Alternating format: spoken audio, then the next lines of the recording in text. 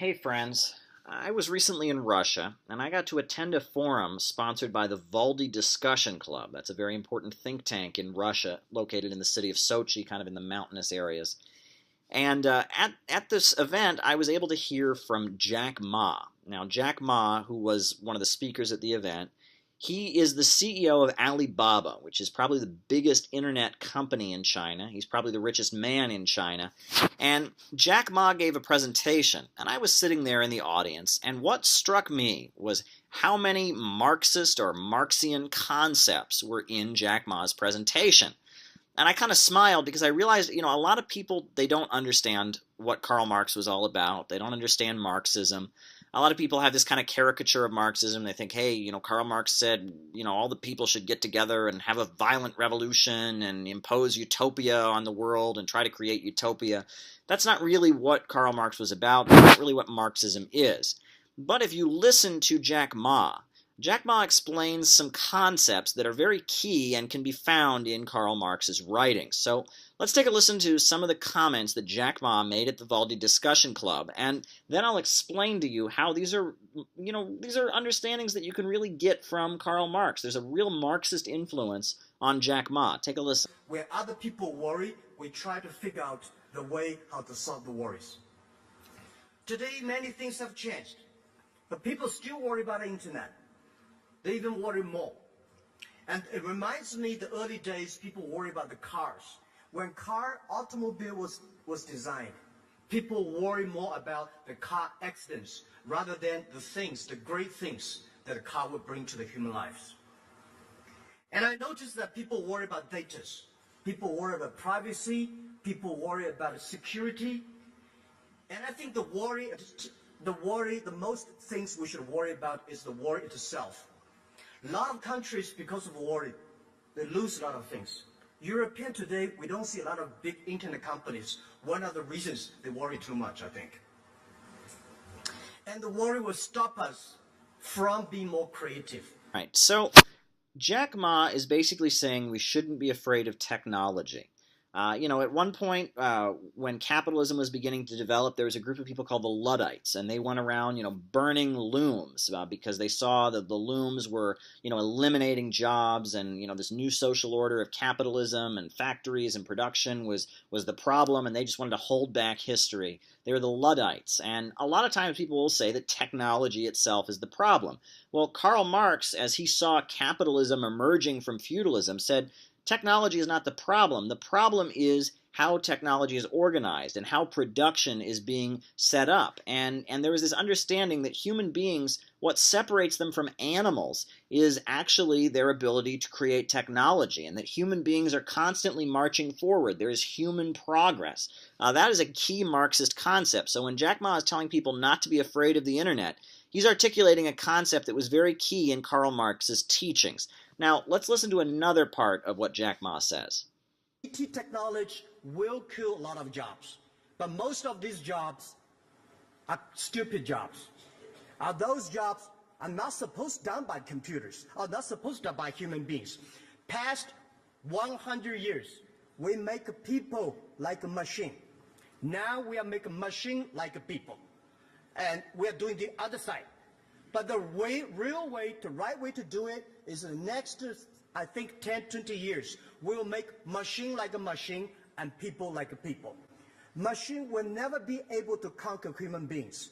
Machine is smart. Machine is stronger. Machine is faster. But machine does not have a soul, does not have a value, does not have a belief that people have.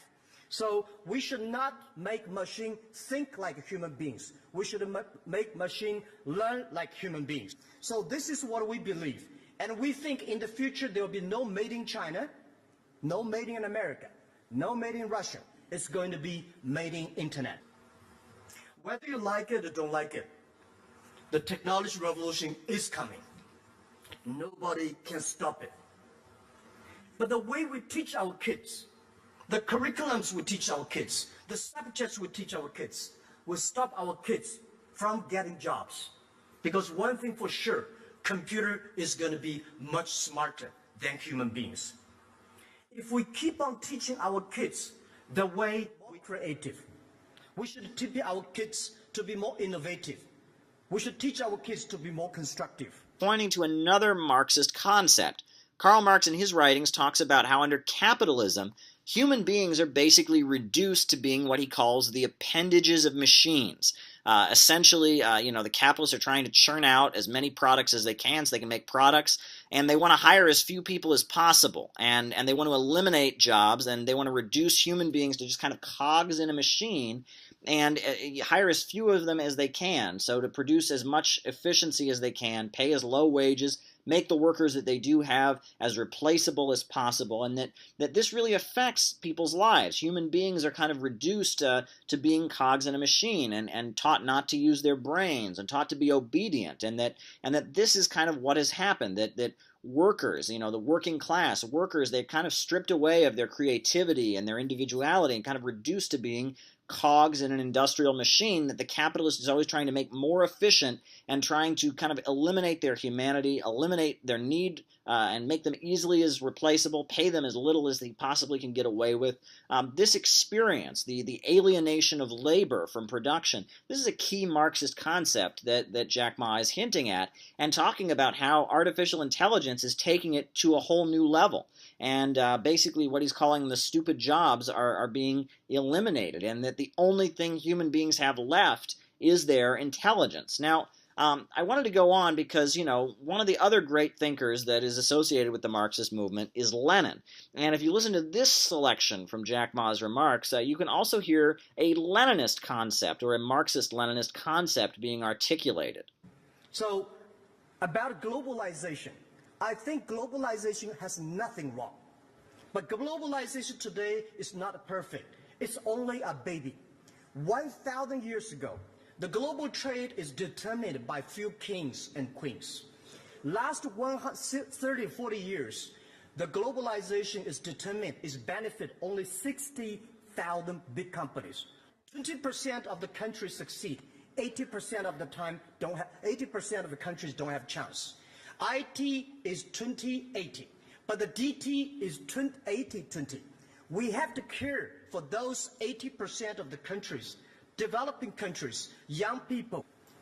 And globalization can never be stopped because the world is movable.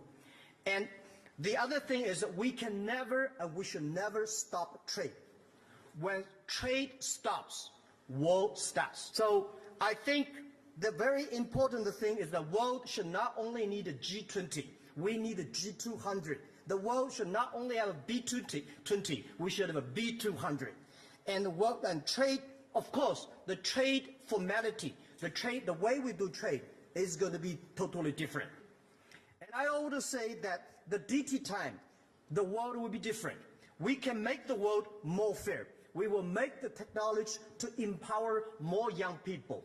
Well, Vladimir Lenin wrote a book called Imperialism, the Highest Stage of Capitalism, basically showing how this works, how the Western countries, as they developed, the billionaire capitalist elites in those countries basically started carving out parts of the world as spheres of influence. They went into Africa, they went into Asia, they went into Latin America, they went into different parts of what is now called the Global South, or people like to call the Global South, or the Third World, and were holding back progress and using it as a place to kind of dump their commodities onto, and that these billionaire bankers in the Western countries were keeping the Third World poor. The problem wasn't globalization, the problem is the way it was set up. And Jack Ma, in his remarks, he's advocating something different. He's saying we need a global economy. We need countries trading with other countries, but we need to do it in a different way. We need to have a global economy that's not imperialist, a global economy based on win-win cooperation. And this is the Chinese understanding. We need countries trading with other countries. We can't isolate countries from each other and put up a wall,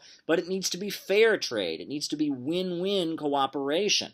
Very, very interesting. Marxists have never been opposed to globalization. They've been opposed to imperialism and countries being held down and kind of repressed, by one global international system. A very interesting observation from Jack Ma. He's pointing out that we live in a world where certain countries are being held back, and that the way that these financial and global institutions operate, they keep countries from developing. Now, there's another selection from Jack Ma that I think is also very interesting. So this is what I want to finally say. Technology is scary, The first technology revolution caused World War I. Second technology revolution caused directly or indirectly caused World War II. Now we are in the third technology revolution. What is the third world war? If the human beings do not have the same enemy, we're going to fight among ourselves. The enemy should be against poverty. The enemy should be against the environment. The enemy should be against the disease. And I think all those countries, China, Russia, USA, European, we should share the technology, unite together to fight this war. And this is the war that if we fight it together, young people are going to be much happier. Now, Jack Ma is essentially saying here, look, technology is advancing and there's nothing we can do about it. However, it's up to us to try and make the best of it and try and make it so that technology doesn't create a big disaster. And when he points out that the Second World War and the First World War both came after leaps in technology, he's again alluding to a Marxist understanding that what happened in the lead up to the First World War was that industry had taken on some new gigantic leaps. Production was more efficient than ever before, but there was an economic crisis because as they were advancing technology, they were paying workers as little as they possibly could, and as a result, workers couldn't buy back the products. There was a financial crisis, and in that financial crisis, these imperialist countries, these Western countries that were dominating the world economy, they started fighting with each other, and pretty soon you had this huge world war. And in the lead up to the Second World War, again, you had huge leaps in technology. You had capitalists eliminating jobs. You had poverty created by abundance. Capitalists, not needing workers, workers not being able to buy back the products. This is what Marx called overproduction. As a result, you had a global financial and economic crisis, the Great Depression, and soon that created political problems. You had the rise of fascism, and eventually you had the Second World War. Jack Ma understands this. World War II was not caused by those evil Germans. World War I was not caused by, just one event here, one figure being assassinated. The First and Second World Wars were caused by a crisis in the global capitalist economy. This is a very advanced understanding. What Jack Ma is saying, he's using Marxist concepts. I mean, this is somebody who is very familiar with Marxism. I mean, China is a country that is ruled by a communist party. Every person in the universities in China studies Marxist-Leninist ideology as well as Mao Zedong thought and Deng Xiaoping theory at the universities. He's applying these rules and trying to tell us what to do about the computer revolution. And when it gets down to it, technology is basically laying the basis for a need to get beyond profit-centered economies. If we continue to have an economy based on profits, the technological revolution is only going to result in disaster. Under capitalism, as long as production takes place to make a profit for a group of capitalists, the result is greater poverty. People can't buy back the products they produce, and pretty soon you have an economic crisis. And Jack Ma is kind of alluding to the fact that we need human-centered development.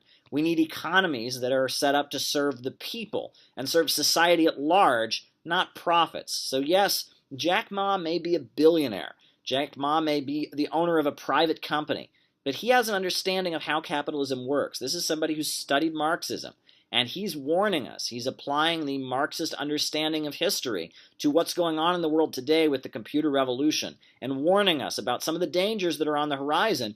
But he's also telling us to be optimistic because history is like a train and it keeps marching forward and we can't stop it. The only thing we can do is try to just make the best of it and try to fight for a rationally organized society in which profits are not in command. Jack Ma is a very, very smart man, and Marxism definitely has an influence on him. There is definitely a Marxist influence on Jack Ma's message, and if we are going to make the best of the world that we live in, we need to get beyond economies based on profit. If you've been watching this video, you now have an understanding of Marxism, and that came largely from Jack Ma.